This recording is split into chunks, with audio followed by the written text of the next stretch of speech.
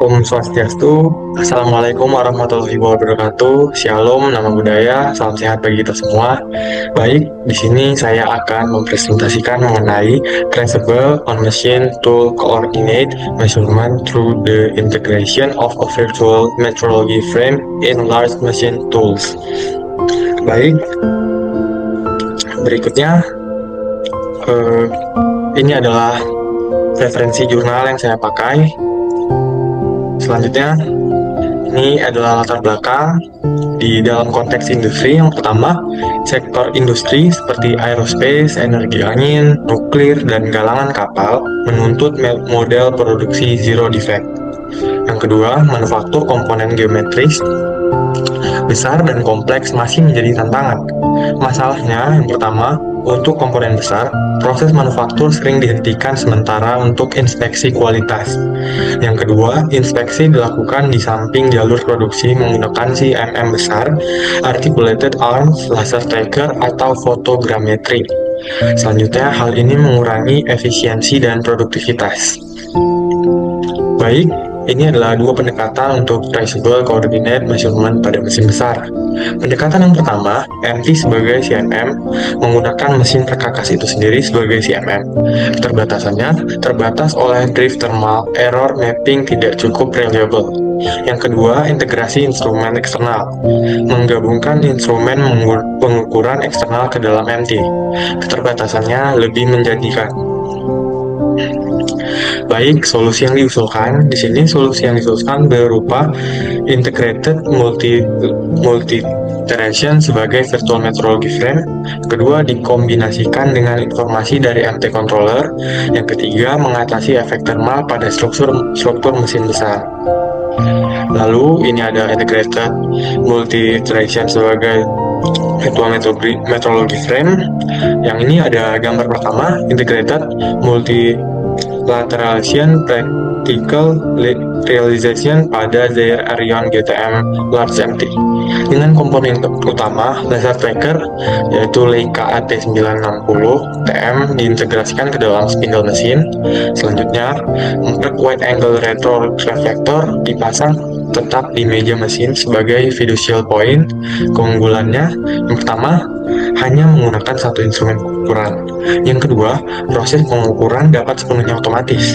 Yang ketiga, karakterisasi koordinat secara real time. Baik, yang selanjutnya ada konsep positioning point dan probing. Istilah yang pertama, positioning point, yaitu titik statis di depan probing point, jaraknya sekitar 3-10 mm dari permukaan. Karakteristiknya yaitu statis, mudah dikarakterisasi.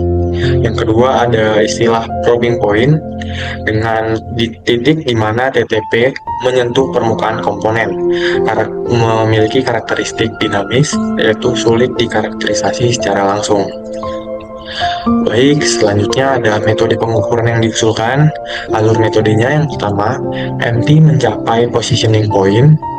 Yang kedua, virtual metrology frame atau laser tracker mengkarakterisasi posisi dan orientasi MT di titik ini. Error vector atau epoch diperoleh. Lalu yang ketiga, MT controller mengukur displacement antara positioning dan probing point atau delta MT. Yang keempat, probing point dikarakterisasi dengan menggabungkan yang pertama, informasi dari eksternal metrology frame. Yang kedua, displacement dari MT controller.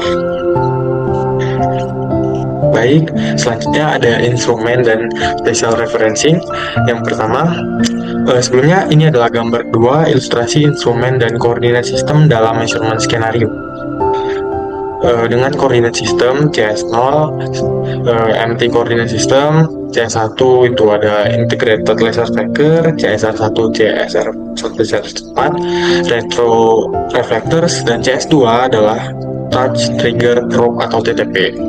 Dengan dua tahap spatial referencing, yang pertama menentukan hubungan antara laser tracker CS1 dan retro reflector atau CSR di MT coordinate system atau T01, menentukan hubungan antara laser tracker CS1 dan TTP2 CS2 di MT coordinate system T12. Selanjutnya ada uncertainty budget. Ketiga kontributor ketidakpastian utama. Yang pertama dari komponen VMF dengan integrated multilateral dengan stand uncertainty 0,0087 mm dengan distribusi normal.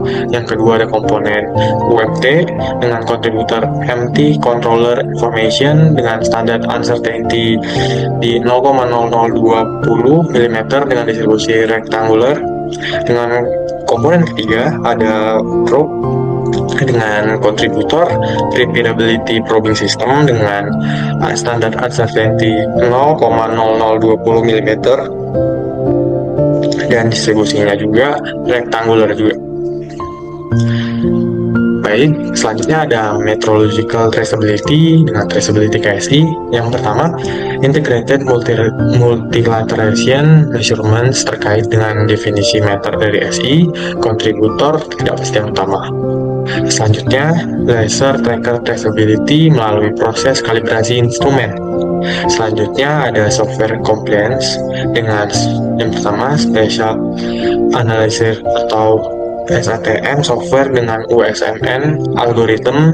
Yang selanjutnya ada compliant dengan standar NPL, PTB, dan NIST. Selanjutnya ada traceable komponen lain. Yang pertama ada MT control information melalui kalibrasi individual. Selanjutnya ada repeatability probing system melalui kalibrasi individual. Baik, ini adalah experimental setup dengan gambar ketiga, yaitu experimental realization pada Zaire RNG Machine Tool. Selanjutnya, perangkat keras tadi, MT Zaire Arion GTM Large Machine Tool dengan laser tracker Leica AT960 TM diintegrasikan ke spindle. Dan yang perangkat keras yang ketiga komponennya itu adalah retro reflectors 4 wide angle di meja MT. Dan yang terakhir ada TTP Renshaw RMP 600 TM atau tactile probe dengan workpiece. Yang pertama ada medium size prismatic component. Yang kedua hasil dibandingkan dengan Zeiss UPMC Carat 850 TM CMM atau eccentricity kurang dari 0,002 mm dengan waktu pengukuran hampir 3 detik per titik koordinat termasuk integrated multilateration dengan initial alignment 10-15 menit. Nah, ini adalah analisis hasil perbaikan yang dicapai dengan toleransi pertama diameter 150 mm dengan MT raw error 50 mikrometer dan proposed method errornya di 6 mikrometer dan improvementnya 44 mikrometer lebih baik. Dan toleransi yang kedua ada di diameter 26 mm dengan MT raw errornya 31 mikrometer dengan proposed method errornya di 6 mikrometer di improvement 25 mikrometer lebih baik. Yang toleransi ketiga ada position di diameter 150 mm MT raw error 11 mikrometer dengan proposed method error 4 mikrometer dan improvement 7 mikrometer lebih baik dengan position diameter 26 mm dengan MT raw error 6 mikrometer, proposed method errornya 2 mikrometer dan improvementnya 4 mikrometer lebih baik.